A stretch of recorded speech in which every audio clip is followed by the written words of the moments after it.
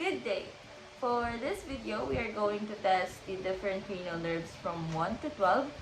So, please keep on watching. So, for the cranial nerve number 1, which is the olfactory nerve, which is very responsible for the sense of smell, I will ask the patient to remove his face mask and close both of his eyes while covering or compressing one of his nostrils to identify the material or the substance that will be presented to him. So for the first material, I want him to identify. Can you please identify? Coffee. Very good. Now for the other material, I want him to do the same with this another or other's nostril. Can you identify? Soap. Okay, very good. So for the cranial nerve number 2, which is the optic nerve, I'm gonna check the patient's papillary constriction using a pen light if there's any reaction or constriction during the stimulation.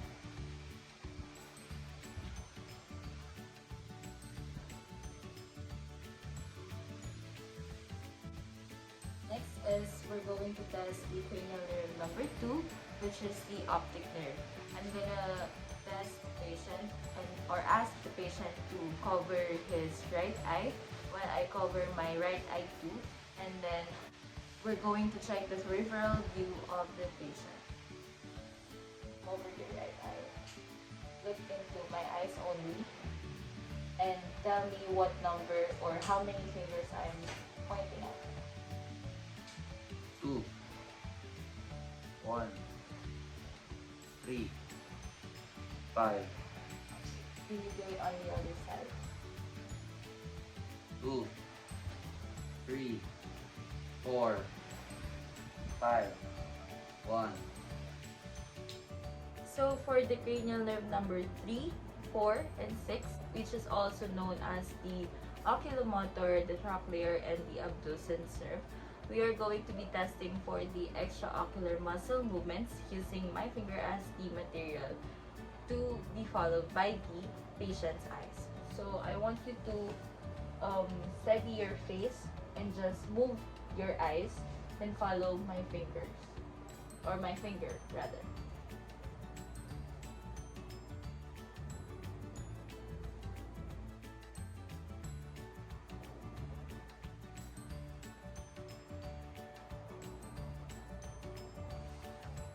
So for the cranial nerve number 5, which is the trigeminal nerve, it has a sensory function. Now for this testing, we are going to test for the fine touch, or the patient will identify or say yes if he felt the material touching his face.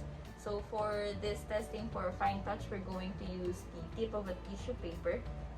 Now I will ask the patient to remove his face mask and close both of his eyes to identify if it is or the tissue will be felt by his face. Yes. Yes. Yes. Yes. Yes. Yes. The second testing of the trigeminal nerve, we will be using a sharp object rather than the tip of the tissue paper, because this time we're going to test for the pain, which is also a part of the sensory function of the cranial nerve number 5, which is the trigeminal nerve. The patient will still do the same as he did a while ago. So close both of your eyes and say yes whenever you feel a touch. Yes. Yes. Yes. Yes. Yes. Yes. So for the third testing of the trigeminal nerve, which is the cranial nerve number 5, we will be testing the motor function of the face or the muscles of the face. Now I'm gonna ask the patient to kindly remove the face mask and open his mouth and close it. Also, I will ask him to move his jaw from side to side. Okay, very good. Next, I'm gonna ask the patient to clench unclench it. Like the last one for this motor function testing is I'm going to ask the patient to forcefully open his mouth while on resistance. So for the cranial nerve number 7, which is the facial nerve, it is responsible for the different facial expression or movements of the face. So I'm gonna ask the patient to remove his face mask. Can you smile? Okay, puff out your cheeks. And then close your lips and resist my hand pulling it to open. Okay, I want you to close your eyes and also resist my hands. I want you to raise your eyebrows. Inability or asymmetrical facial expression is a positive for cranial nerve 7 lesion. Another testing for the cranial nerve number 5 and cranial nerve number 7, which is the corneal reflex, I'm gonna ask the patient or tell the patient that I will be using an uncomfortable material to touch the peripheral side of your cornea or your eyes.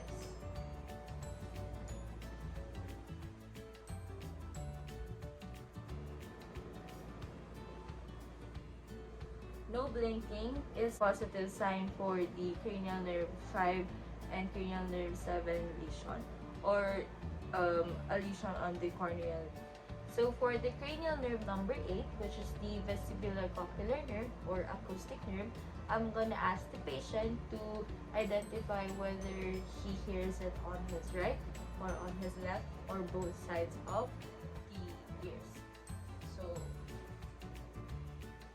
Both. Right. Left. Right. Left. Both. Both. we're going to use the tuning fork to identify if he hears it, and the patient will say if he still hears it or not.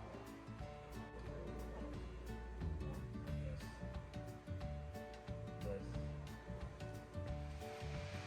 So for the cranial nerve number 9 and 10, which is the glossopharyngeal and the vagus nerve, we're going to ask the patient to say ah, and I'm going to use a tongue depressor to check his soft palate and the pharynx. Can you remove your mask, please? When you say ah. Okay. I want you to swallow. Thank you. I want you to cough. We're going to, for the next testing or the other testing of the cranial nerve number 9 and number 10, we're going to stimulate the back of the throat of the patient and check for a sign of gag reflex.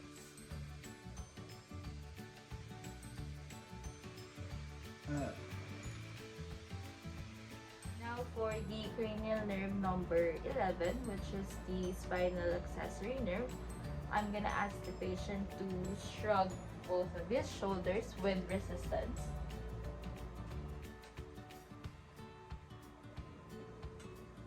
Next is going to be for the cranial nerve number 11, which is going to be the sternocleidomastoid. I'm gonna ask the patient to look on this side and identify the contraction of the sternocleidomastoid on the opposite side. Now I'm gonna ask the patient to do it on the other side.